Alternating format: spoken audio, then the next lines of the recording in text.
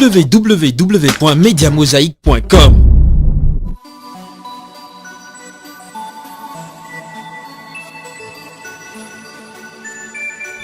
L'homme que j'ai marié ne s'appelle pas James Bernoulli, mais Manuel Damas.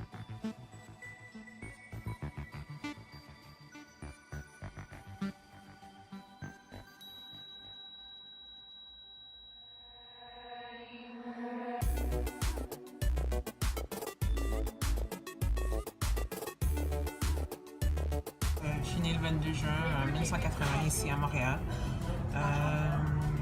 J'aimerais vous raconter mon histoire.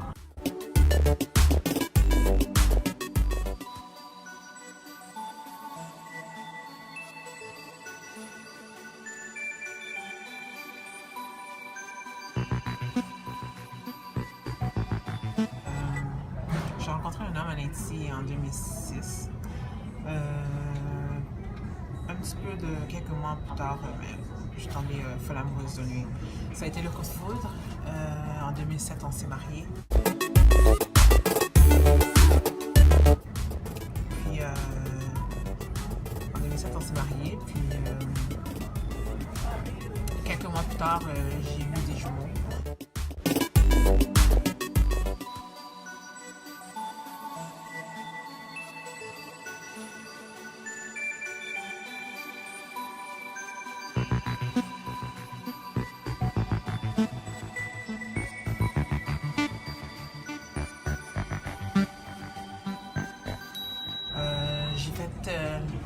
J'ai fait les procédures pour le parrainer, comme ça il pourrait être avec moi ici à Montréal, qui a pris beaucoup de temps. Quand je dis beaucoup de temps, mais on a commencé les procédures en 2006, puis je pense que notre réponse finale a été donnée en 2010. Entre-temps, j'ai fait le va-et-vient avec les enfants, aller-retour, pour pouvoir voir le père des enfants et pour voir comment je pourrais avoir quand même une vie familiale.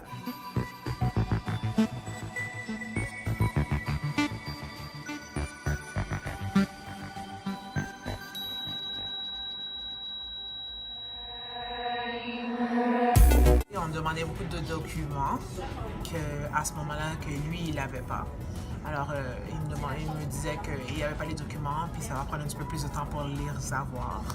Alors, avec les laps de temps qu'il nous donnait, mais à fur et à mesure, ça a pris 1 an, 2 ans, 3 ans pour avoir tous les documents qu'on devrait avoir.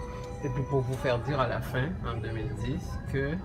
Mais pour me faire dire en 2010 qu'on avait un document qui était frauduleuse, qui a été remis, qui était frauduleuse, soit le certificat de naissance de l'homme James Bernoulli.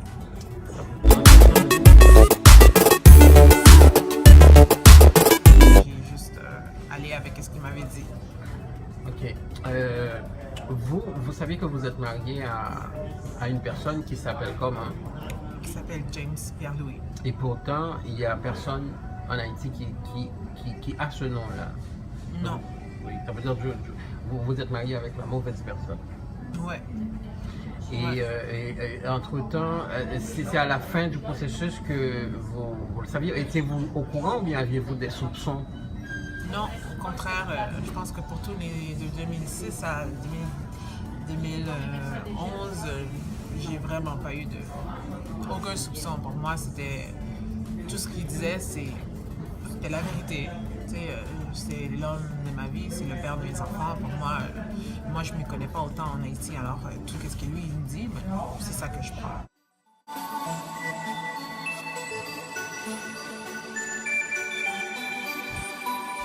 Je crois qu'il y a une bonne possibilité que l'ambassade a su, mais peut-être il croyait que je savais ou peu importe, mais j'ai jamais eu aucun document qui validait pourquoi autant de recherches.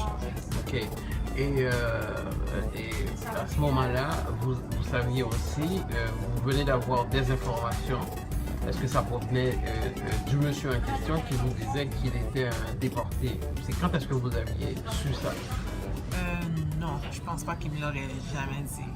Je l'ai su dans son compte Facebook.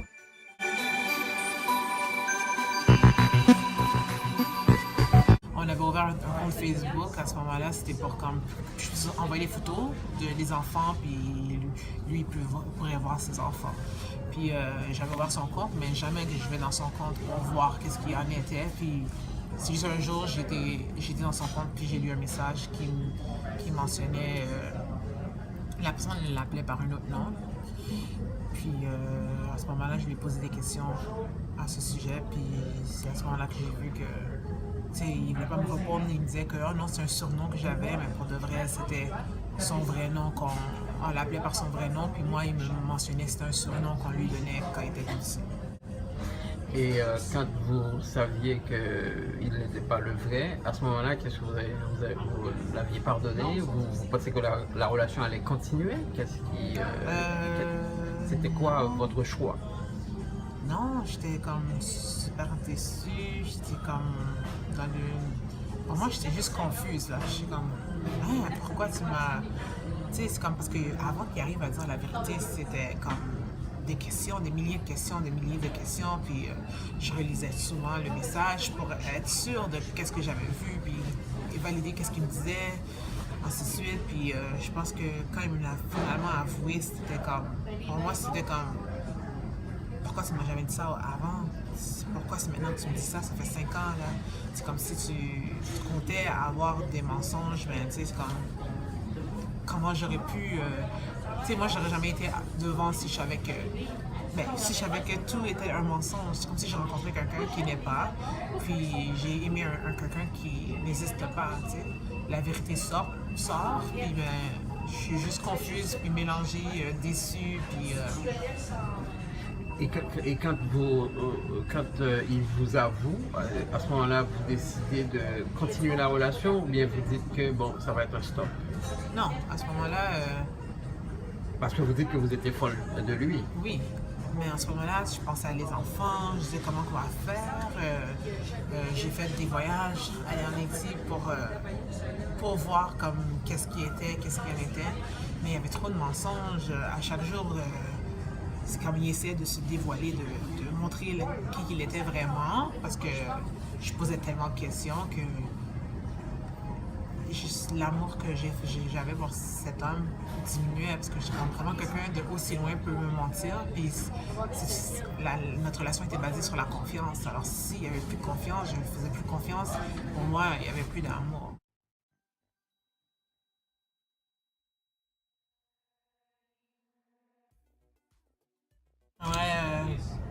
Premièrement, alerter les autorités haïtiennes que oui, il y a eu un mariage en 2007, le 21 avril, mais le mariage a été un mariage frauduleuse. L'homme que j'ai marié ne s'appelle pas James Bernoulli, mais Manuel Damas. Alerter les autorités canadiennes, québécoises, que j'ai été de bonne foi. J'ai été victime de fraude. L'homme en question m'a menti et m'a entraîné avec lui dans ses mensonges qui a fait que